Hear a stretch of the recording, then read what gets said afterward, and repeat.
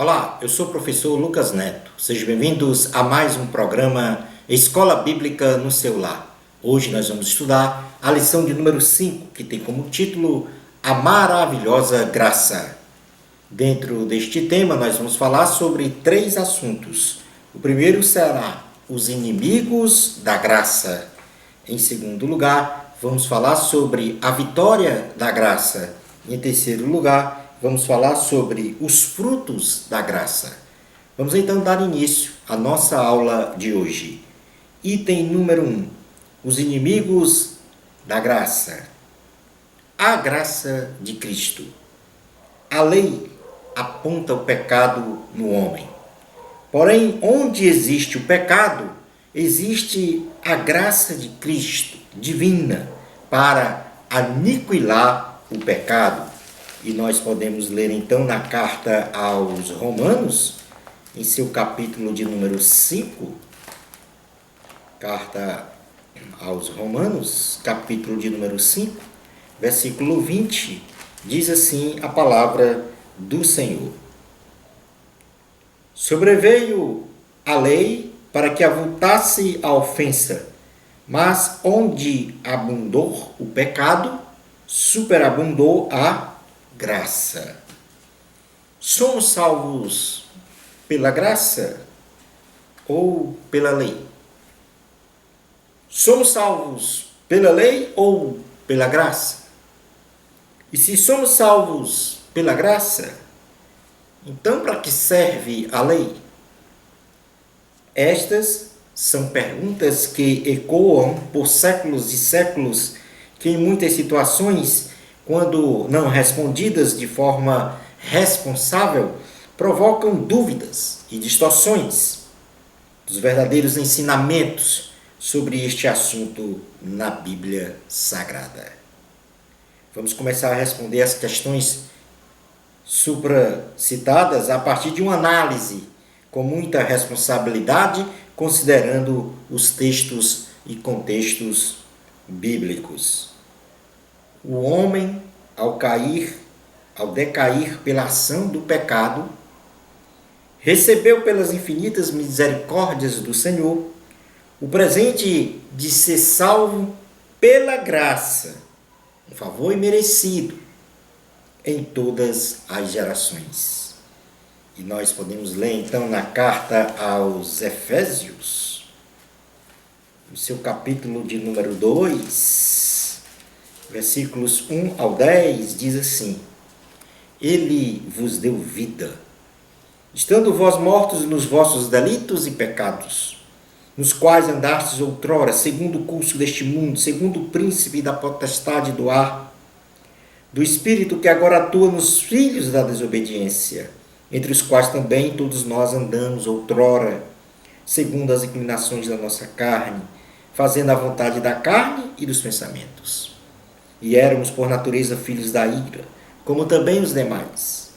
Mas Deus, sendo rico em misericórdia, por causa do grande amor com que nos amou, e estando nós mortos em nossos delitos, nos deu vida juntamente com Cristo. Pela graça, sois salvos.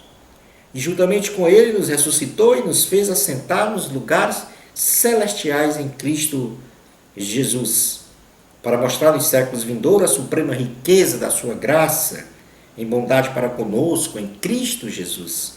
Porque pela graça sois salvos, mediante a fé. Isto não vem de vós, é dom de Deus, não de obras, para que ninguém se glorie. Pois somos feitura dele, criados em Cristo Jesus para boas obras, as quais Deus de antemão preparou para que andássemos nelas. Se não fosse pelo incomparável amor de Deus, a humanidade teria parado a sua progressão e desenvolvimento na desobediência de Adão e Eva. Desde Adão até Jesus voltar, a salvação do homem sempre será pela graça e não pelas obras da lei. E se somos salvos pela graça, então para que serve a lei? Esta é a segunda pergunta. Nós sabemos que somos salvos pela graça. Então para que serve a lei? A lei de Deus, ela não foi anulada ou abrogada esta continua em pleno vigor no que concerne aos princípios morais, éticos e espirituais.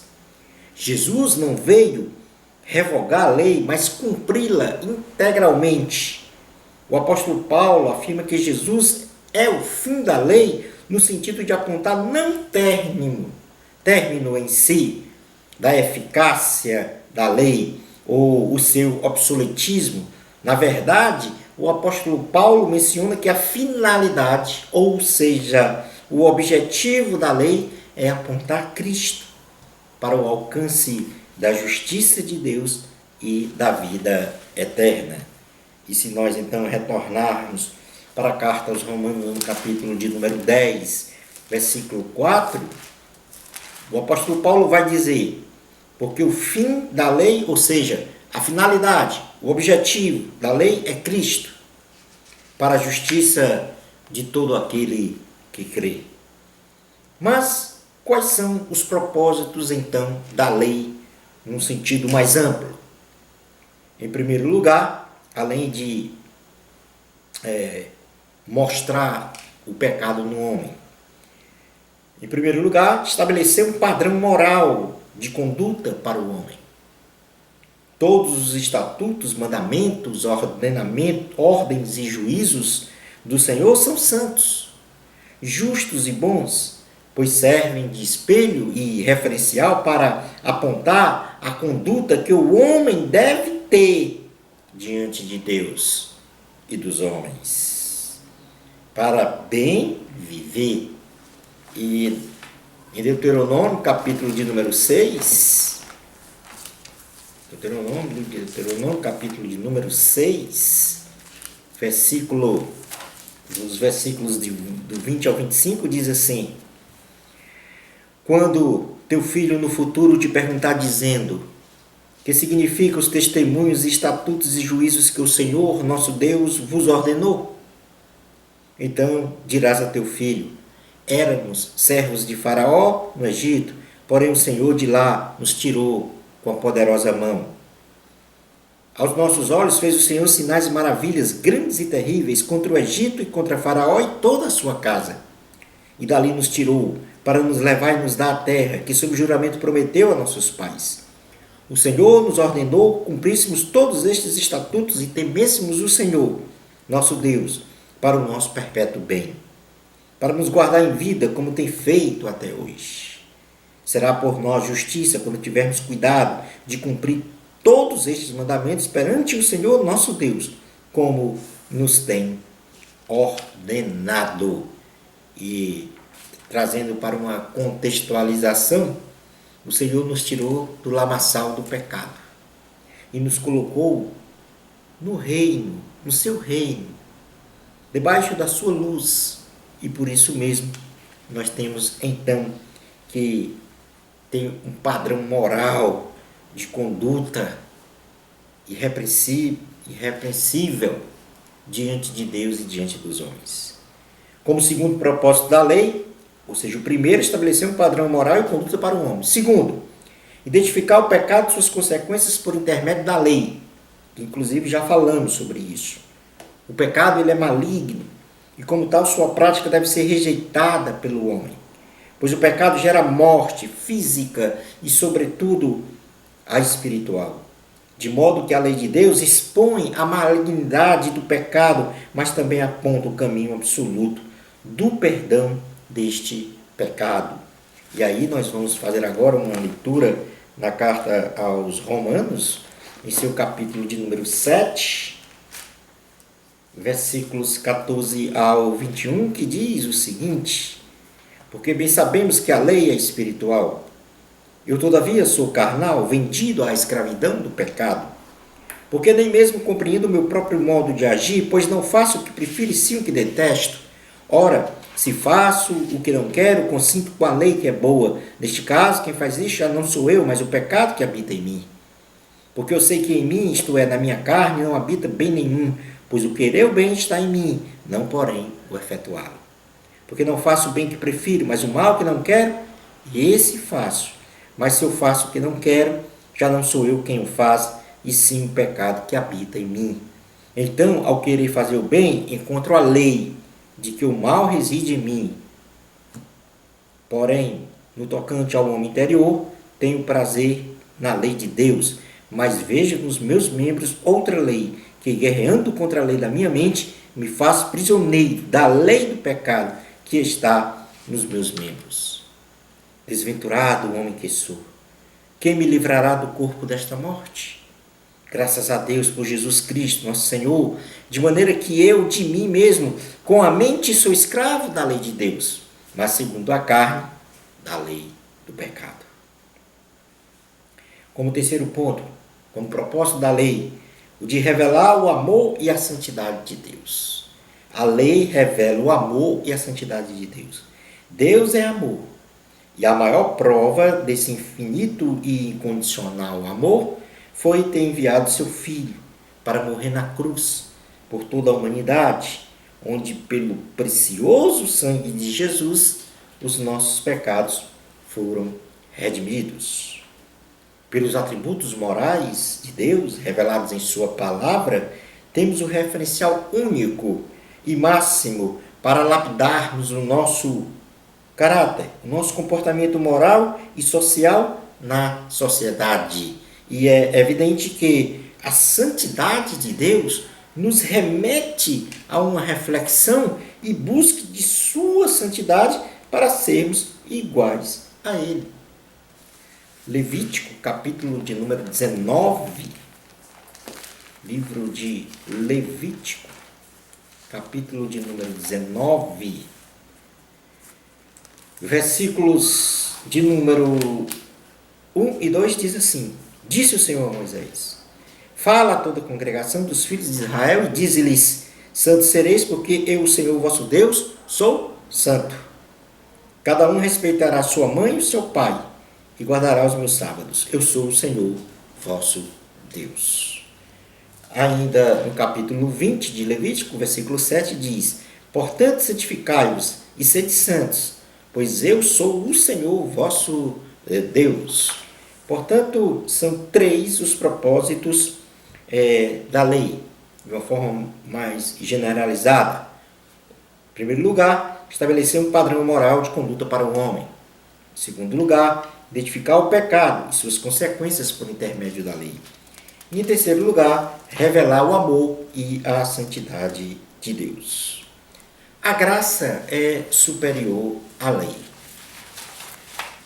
Considerando que o pecado é definido biblicamente como a transgressão da lei e que o salário do pecado é a morte, a lei ela assume um papel preponderante de ser um espelho, uma referência para apontar o pecado. Logo, quem comete pecado está debaixo da lei. E se a lei fosse abolida, perderíamos o referencial de pecado e ficaríamos com este preceito, ou este conceito insuficientemente apenas gravado em nossa consciência e em nosso coração. Na carta aos Romanos, capítulo 7, versículo 7 ao 13, diz assim: Que diremos, pois, é a lei pecado? De modo nenhum. Mas eu não teria conhecido pecado senão por intermédio da lei. Pois não teria conhecido a cobiça se a lei não dissera: não cobiçarás. Mas o pecado, tomando ocasião pelo mandamento, despertou em mim toda sorte de concupiscência. Porque sem lei está morto o pecado. Outrora, sem a lei, eu vivia, mas sobrevindo o preceito reviveu o pecado, e eu morri. E o mandamento que me fora para a vida, eu verifiquei que este mesmo se me tornou para a morte. Porque o pecado, prevalecendo-se do mandamento, pelo mesmo mandamento, me enganou e me matou. Por conseguinte, a lei é santa, e o mandamento santo, e justo, e bom. A graça de Deus é superior à lei, porém Jesus não aboliu a lei, ao contrário, ele cumpriu a lei. E assim, guardamos a lei não para sermos salvos. Guardamos a lei, ou a obediência, a palavra, melhor dizendo, porque já somos salvos em Cristo Jesus. Aleluia por isso. Passemos agora a verificar estudar o item 2, a vitória da graça. O pecado reina pela morte e a graça reina pela justiça, para a vida eterna por Jesus Cristo. E isso está escrito em Romanos, capítulo 5, versículo 21, que diz assim: a fim de que, como o pecado reinou pela morte, assim também reinasse a graça pela justiça, para a vida eterna, mediante Jesus Cristo, nosso Senhor. Vamos definir o que seja graça. Literalmente, a graça é um favor imerecido, ou dádiva de Deus, dada aos homens, sem que estes merecessem a salvação. E merecessem a salvação da morte eterna, realizada por Jesus Cristo na cruz do Calvário. Tito, a carta a Tito, capítulo de número 2, versículos 11 ao 15, diz assim a palavra do Senhor. Tito 2, 11 ao 15. Porquanto a graça de Deus se manifestou salvadora a todos os homens, educando-nos para que, renegadas a impiedade e as paixões mundanas, vivamos no presente século sensata, justa e piedosamente, aguardando a bendita esperança e a manifestação da glória do nosso grande Deus e Salvador Cristo Jesus, o qual a si mesmo se deu por nós, a fim de remir-nos de toda iniquidade e purificar para si mesmo um povo exclusivamente seu, zeloso de boas obras. Dize estas coisas, exorta e repreende também com toda a autoridade. Ninguém te despreze. Então aí está a definição da graça. Favor imerecido, a dádiva de Deus, dada aos homens. A vontade do Senhor é que todos os homens se salvem. Então daí a importância da graça. Vamos falar agora sobre a importância da graça. Se não existisse a lei, não existiria pecado. E por conseguinte não existiria a graça. E é por isso que elas estão imbricadas, ou seja, entrelaçadas. A lei revela o pecado no homem e a graça aponta o Salvador Jesus para aniquilar os efeitos do pecado. A graça não anula a lei e a lei não anula a graça. Elas coexistem e se complementam para a perfeição espiritual do homem. Mas sempre lembrando, a salvação é pela graça, mediante a fé no sacrifício de Jesus Cristo, que nos justifica. Diferenças entre a lei e a graça. A lei é a sombra da graça, ou seja, tudo que está na lei não salva o homem, mas aponta o seu estado débil de iniquidade, necessitando de um aperfeiçoamento e salvação. A lei apresenta uma característica de base bilateral, isto quer dizer que o homem só podia alcançar a misericórdia de Deus se cumprisse em sua totalidade os preceitos morais, cerimoniais e civis da lei. Já a graça é unilateral, pois Cristo fez a parte dele e a nossa, e é pela graça em Cristo Jesus que somos salvos, presente de Deus. O justificado deve morrer para o pecado. Na carta aos Romanos, do apóstolo Paulo, em seu capítulo 6, a partir do primeiro versículo, o apóstolo se autoindaga com uma pergunta principal e sumariamente responde com duas respostas secundárias para explicar aos leitores e ouvintes da epístola sobre a questão colocada em Romanos, capítulo 5, versículo 20, que diz o seguinte. Paulo agora quer explicar através de perguntas e respostas exatamente isso que ele falou no capítulo 5, versículo 20. Sobreveio a lei para que avultasse a ofensa, mas onde abundou o pecado, superabundou a graça. Então ele quer explicar isto, e no sentido de que o pecado em tese possui um viés benevolente, porque onde existe pecado, a graça de Cristo é amplificada. Vamos compreender melhor estas perguntas e respostas neste momento de nosso estudo. Primeira pergunta que o apóstolo faz é: que diremos, pois? Permaneceremos no pecado para que seja a graça mais abundante? Primeira pergunta que ele faz: que diremos, pois? Permaneceremos no pecado para que seja a graça mais abundante? Já que onde abundou o pecado, nós temos uma superabundância da graça. E aí ele faz essa pergunta: vamos permanecer no pecado para que seja a graça mais abundante? Aí ele responde com uma segunda pergunta, como resposta para a primeira. Aí ele diz: de modo nenhum. Como viveremos ainda no pecado, nós, o que para ele morremos? O apóstolo Paulo responde que de modo nenhum podemos viver em pecado, pois em Cristo morremos inteiramente para o pecado e não podemos ter uma vida espiritual dúbia, vivendo ora em pecado, ora em santidade. Se temos Cristo, não vivemos pecando e muito menos em pecado. Romanos capítulo 6, versículo 1 e 2, aí está as questões colocadas como uma resposta, uma primeira pergunta e uma segunda resposta, uma segunda pergunta respondendo à primeira. Diz assim: que diremos, pois? Permaneceremos no pecado para que seja a graça mais abundante? De modo nenhum. Como viveremos ainda no pecado, nós, os que para ele morremos? A terceira pergunta é um reforço de resposta para a primeira. E essa terceira pergunta é a seguinte: ou porventura ignorais que todos nós que fomos batizados em Cristo Jesus, fomos batizados na sua morte? A pergunta-resposta do apóstolo Paulo é enfática. O nosso batismo em Cristo nas águas tipifica publicamente a nossa morte para o pecado, encravada lá na cruz de Cristo. E assim passamos a viver de forma diferente, mortos para o pecado, contemplando o dia da nossa ressurreição dentre os mortos, como Cristo ressuscitou. Romanos 6, 3, 4 diz assim: ou porventura ignorais que todos nós que fomos batizados em Cristo Jesus, fomos batizados na sua morte?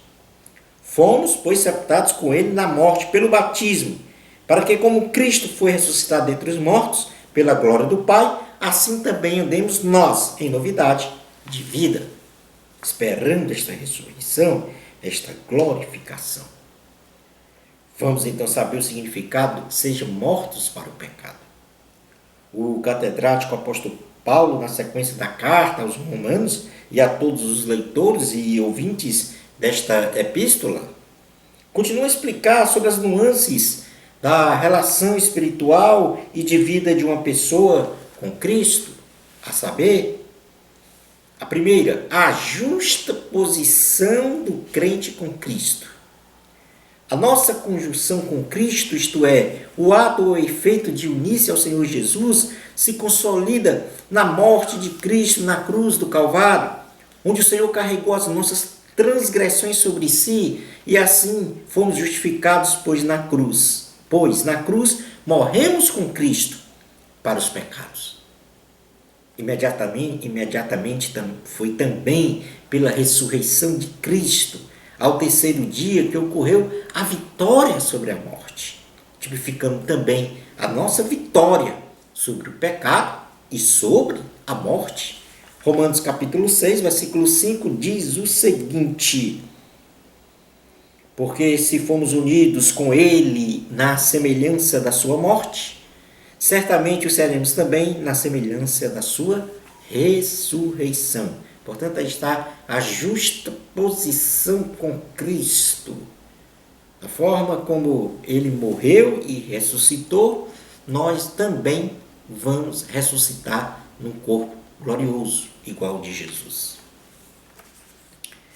Como segundo ponto desta morte para o pecado, nós temos a morte do velho homem. O suplício de Cristo na cruz respalda a crucificação do homem com todos os seus delitos no madeiro. Logo, aquele que recebe com fé o sacrifício de Cristo na cruz do Calvário, ele se reveste do domínio de Cristo em sua vida e abandona o seu comportamento outrora reprovável diante de Deus e passa a ser um novo homem alinhado à imagem e ao caráter de Cristo. Romanos capítulo 6, versículo 6 diz: sabendo isto, que foi crucificado com ele o nosso velho homem, para que o corpo do pecado seja destruído e não sirvamos o pecado como escravos. Em terceiro lugar, nós podemos ver essa questão de mortos para o pecado como a justificação do homem diante de Deus. A justificação do homem diante de Deus se dá com a elevação do seu estado de pecado, de injustiça, ao estado da graça, de justiça, com uma relação justa com Deus. Em outras palavras, é um ato unilateral de Deus que, pela sua graça, ele declara o homem pecador justo, ou seja, o homem não se torna justo, mas assume a posição de ser justo pela fé no sacrifício de Cristo, não ficando mais debaixo do poder e da penalidade da condenação eterna. Porém, por ainda ter um corpo corruptível, ainda não está imune às tentações do pecado. Mas pode resistir às tentações, que detém o poder de matar a alma pela santificação em Cristo. Mas vou repetir, o homem não fica mais debaixo do poder e da penalidade da condenação eterna. Porém, por ainda ter um corpo corruptível, ele não está imune às tentações do pecado. Mas ele pode resistir às tentações, que esta detém o poder de matar a alma. Mas este poder de resistir é pela santificação em Cristo. Romanos capítulo 6, versículo 7 diz: porquanto quem morreu está justificado do pecado. Temos que ter a vida de Cristo em nós para morrer para o pecado. Quando morremos com Cristo na cruz, então nos unimos a Ele, nos despojando do velho homem, onde as coisas velhas ficam para trás e assim somos declarados justos diante de Deus como ponto de partida para a santificação, sendo a imagem e semelhança de Cristo. Neste processo de transformação para um novo homem, vivendo em justiça e santidade pelo presidir de Cristo Jesus em nossas vidas, demonstramos o viver de Cristo em nós.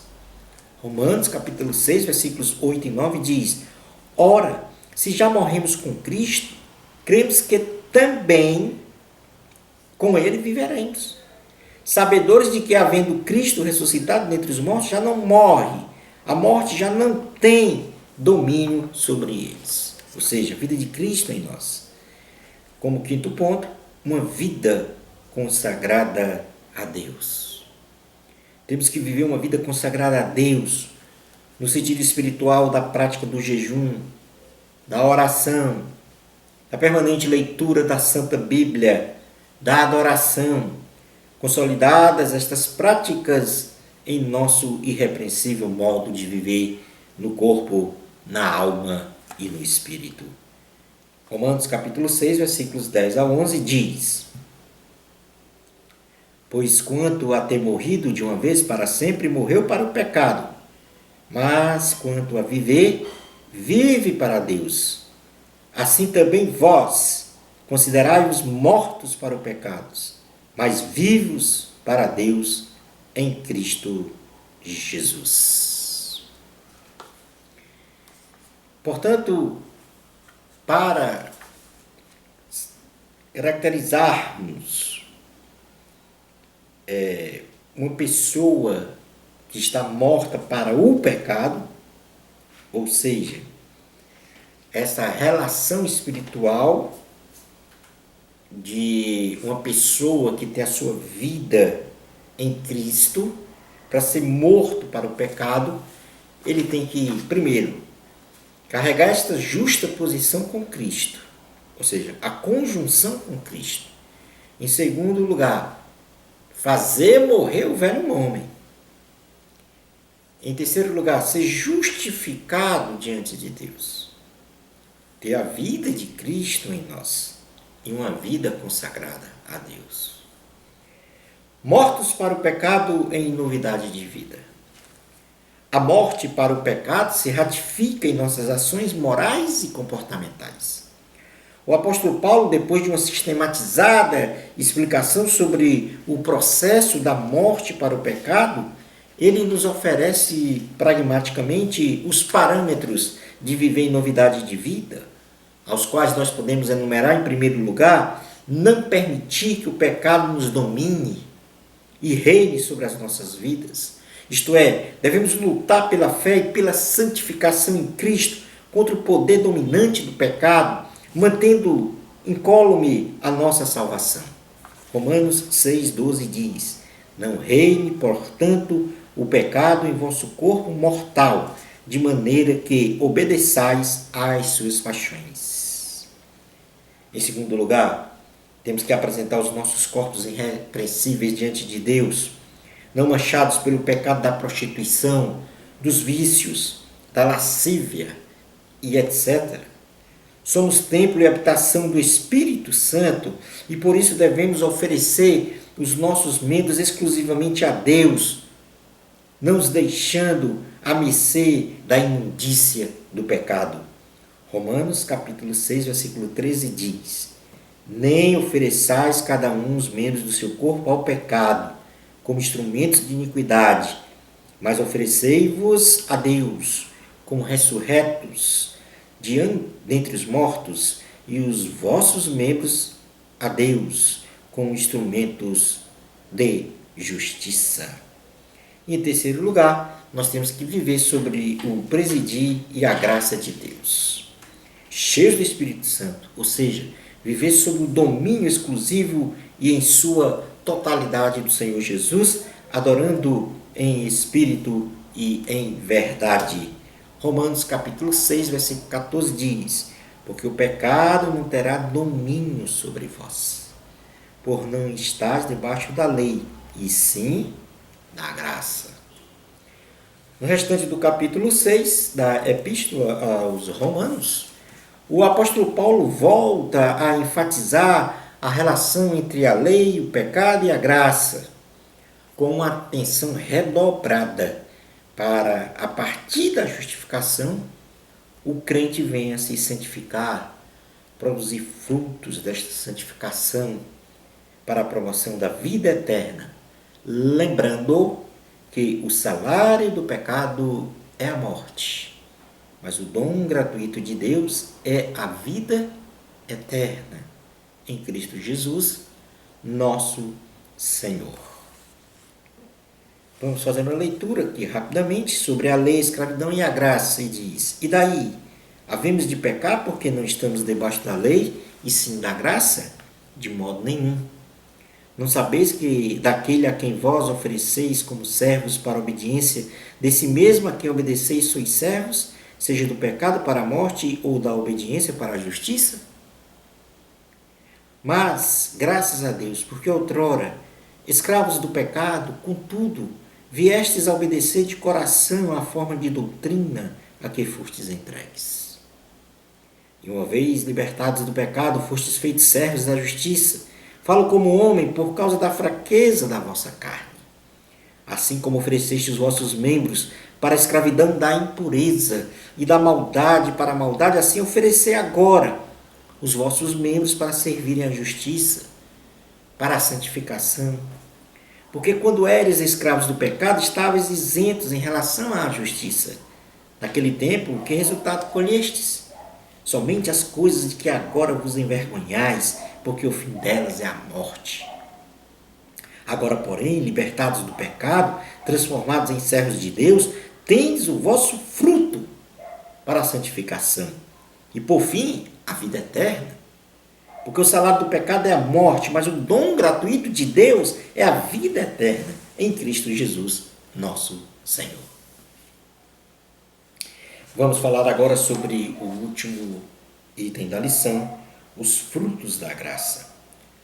E agora eu peço uma atenção redobrada, porque nós vamos falar sobre as etapas desta maior dádiva que o homem recebeu de Deus, ou seja, da salvação pela graça em Cristo Jesus. E essas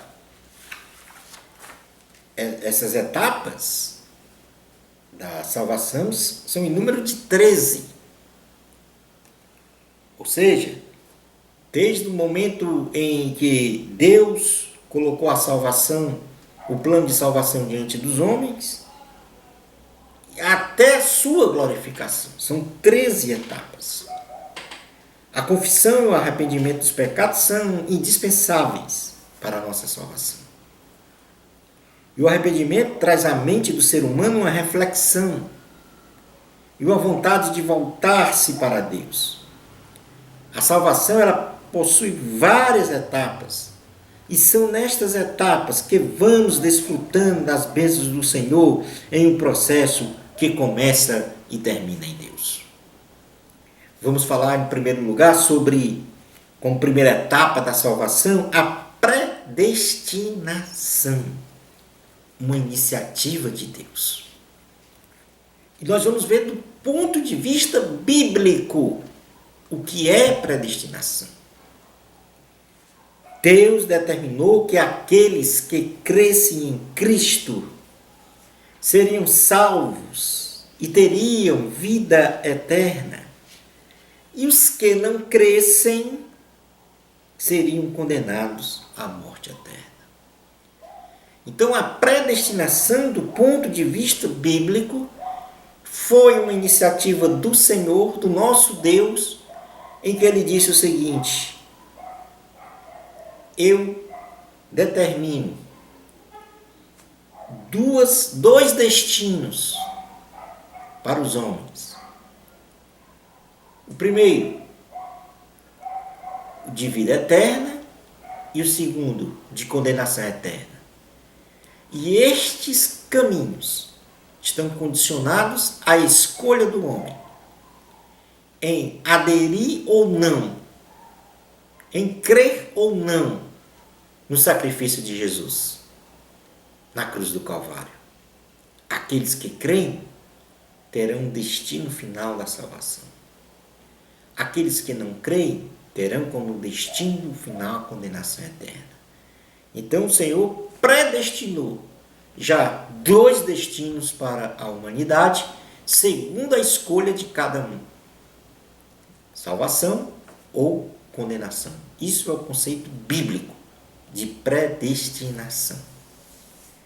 Como segunda etapa da salvação, nós temos a eleição, que também foi uma iniciativa de Deus. Deus escolhe salvar o homem. Eleição quer dizer escolha.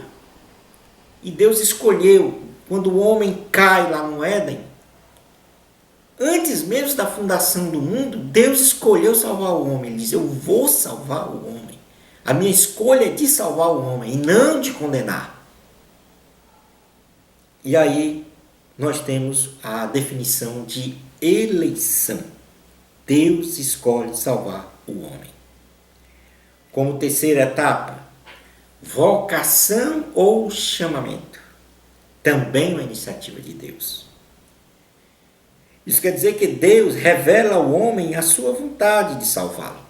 Então Deus faz a escolha de salvar o homem e depois Ele faz um chamamento a este homem dizendo: olha, eu quero manifestar a minha vontade de salvá-lo.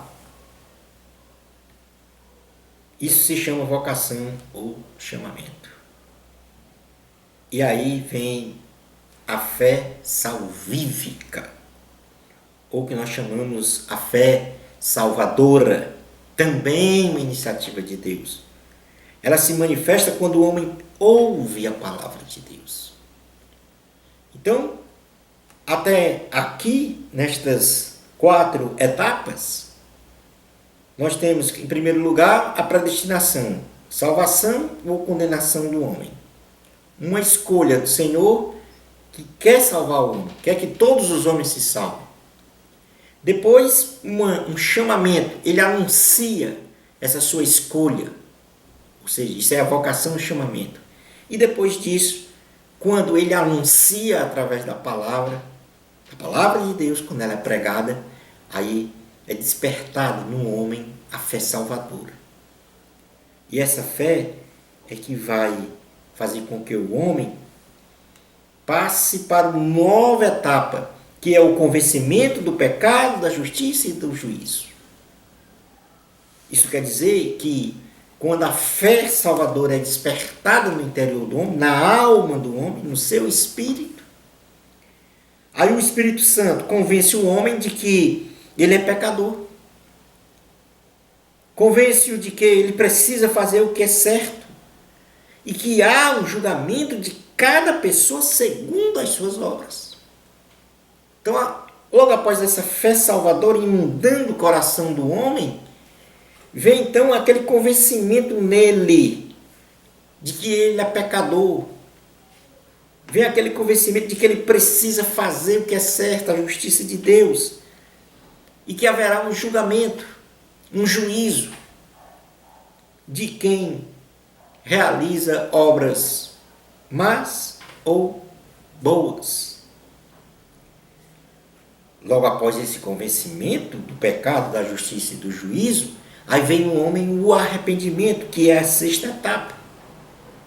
E esta sexta etapa, o homem se reconhece como pecador. E imediatamente se conflagra nele uma tristeza em seu coração, que opera uma mudança de atitude e comportamento dele para com Deus. Então, logo depois que ele é convencido do pecado, da justiça e do juízo, aí vem nele aquele arrependimento, aquela tristeza de saber que está separado de Deus e que precisa de Deus. Logo após o arrependimento, vem a sétima etapa. Aliás, este arrependimento é uma iniciativa do homem. Aí o homem é que tem que se arrepender. E depois do arrependimento vem o perdão dos pecados, que aí é uma prerrogativa de Deus, uma iniciativa de Deus.